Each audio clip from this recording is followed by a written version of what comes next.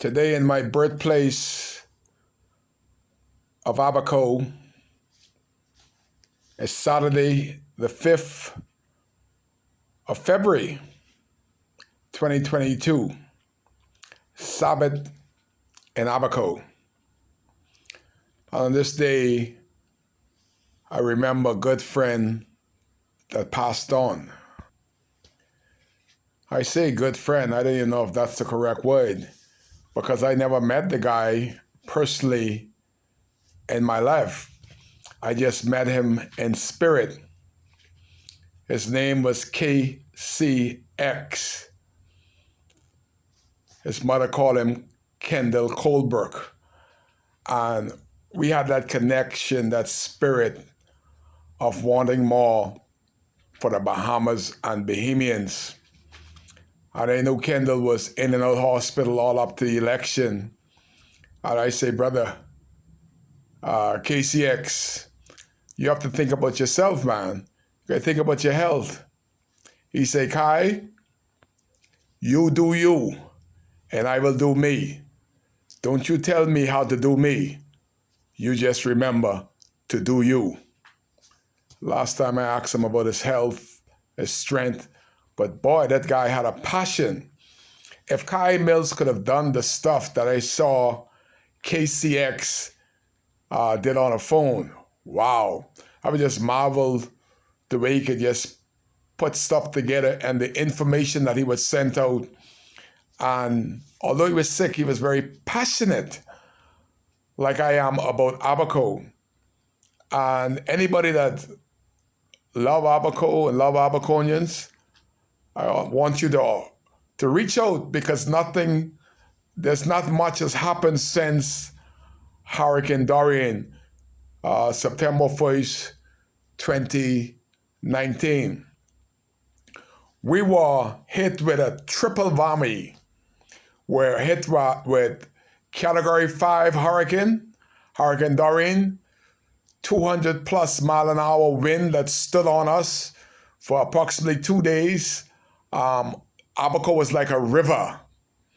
And some places there was 20 feet. Where I live, I went through 10 hurricanes, never flooded one day. I had 8 feet of water covering the windows. The whole house was basically underwater. I had to stand on the couch for hours until the water sucked back out to sea. And the triple whammies that we were stuck with was Hurricane Dorian, which stayed upon us slowly at 5 to 6 knots, like it took forever. I was just praying for the eye. God just allowed me to see the eye so I could get out of this mess that I was in. And it was the eye. And everybody that saw the eye came through. If the eye of Hurricane Dorian would not have came through during daylight hour, many of us would have been dead. But thank God for the eye of Hurricane Dorian coming over at daylight time. Then we could have run and find somewhere else. But people are still without power, still living in cars, still don't have a generator. It is sad in Abaco, very sad.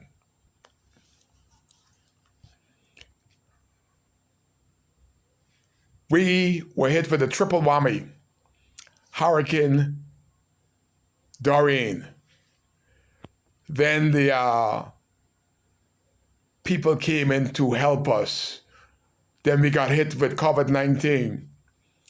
Then we got hit with the F&M government that sit down and collected millions and millions on our behalf, and they didn't even know how to collect the money.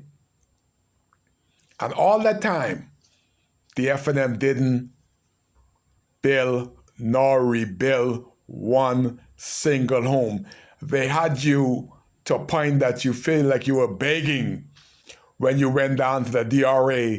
It's like they're speaking a different language, because every time they ask you for something, when you got what they asked you for, go and get this, go and get that. Like, give me the information all at one time.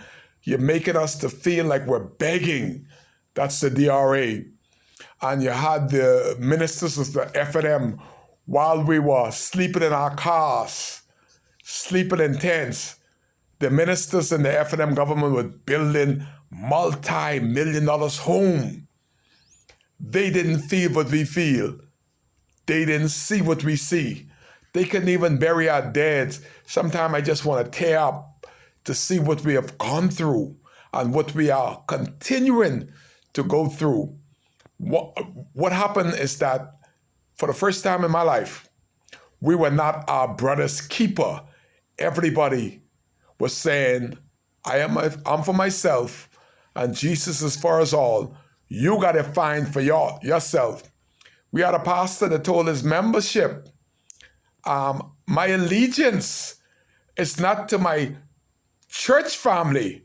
My allegiance is to my immediate family. Y'all got to fend for yourself. I'm out of here. Abaco shall and will never, ever rebuild. This is what the pastor's telling his members. It was hard then. It is hard now. People in the domes, they don't know when they're going to be out the domes. People in the trailers, they're fighting for some dingy trailers that the defense force screwed up. Everybody trying to get, only 9 of them, but 100 people want to get one of those trailers to come back to some type of normalcy. People are still sleeping and living in churches almost 3 years later. We are still looking for help. Thank God for the American volunteers. I hear them talking all about the Chinaman this, the Chinese there. I ain't see one Chinese boots on the ground yet. I just want to say thank you for the Americans. Thank you for all hearts and hands. They are still living in little huts to try to bring normalcy back to us. 2.5 years later, these people are still there. We had the Jamaican Defense Force was helping us to get back to normalcy. Our Defense Force didn't help to rebuild one single structure. All they were doing is taking.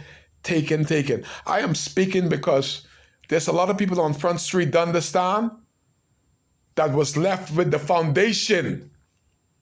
And 3 years later, all they have is still the foundation. When you had millions and millions of dollars collected by the government, and they didn't rebuild one.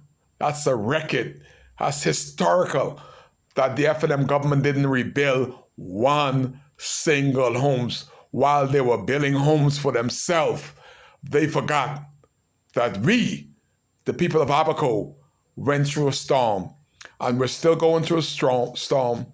We're still looking for help from a new government, a new day government. 6 months in, we're still looking. We're still hopeful. I am hopeful. There's a lot of people that are doing well, but the people in Dundastan are still hooked up to generator, still sleeping in cars, still only foundation. Thank God there's some family members that were able to get back to normalcy to help them. But we still have dooms. Front Street to understand 3 years in. That's why I speak. And today I speak because I think of my brother KCX, Kendall Colebrook. Right to the end, he was hoping for change of direction, that a government would put its people as first priority. But so far, that ain't happened. We're still hoping. We're still wishing. After 3 big whammy, Hurricane Dorian, COVID-19 came in. The Americans that were here to help us never returned because they had to evacuate. They had thousands of Americans had to help us, but they had to go. And the F&M collected millions and didn't build one single home. That is why I speak, because I see the suffering, the unnecessary suffering almost 3 years in Kai case. That's why I speak and try to put myself in a position not to help Kai Mills, but I know I would help and I would do more. But Kai is waiting and watching because Kai still cares.